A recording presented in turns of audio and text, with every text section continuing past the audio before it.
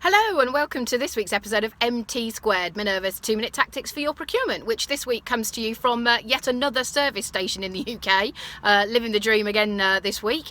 The tactic came about actually as a result of a video from one of my other mates, a lovely gentleman called Simon Jones, who also spends a lot of time on the road.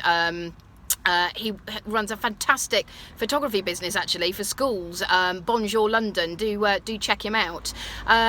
Simon, like me, as I say, spends a lot of time on the road and therefore drinks a lot of coffee, and it just reminded me that I've suddenly become absolutely obsessed with Starbucks, which is where I've obviously stopped today.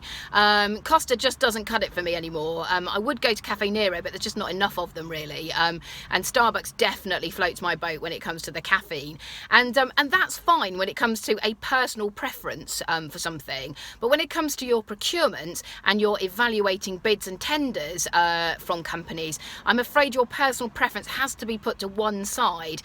You can't enter into sort of an evaluation of a bid with any kind of unconscious bias as to who you think the winning bidder should be, and you certainly shouldn't be entering into it with the winning bidder already in mind.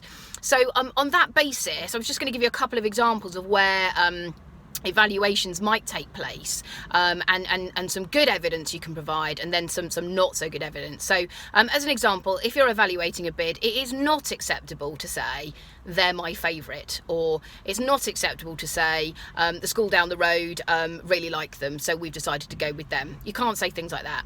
What you need to do is evidence what the added value is from the winning bid, or on the flip side, the shortcomings or deficiencies from the unsuccessful bids. So something you could say, for example, Starbucks was the panel's preferred bid on the basis that the taste of the coffee was preferable, the beans were sourced from a sustainable source and a fair trade, only if that is perhaps a differential from the other bidders, and also their corporate social responsibility policy mirrored that of the school, and their coconut milk was soya free. These are all added value that may be over and above the other bidders.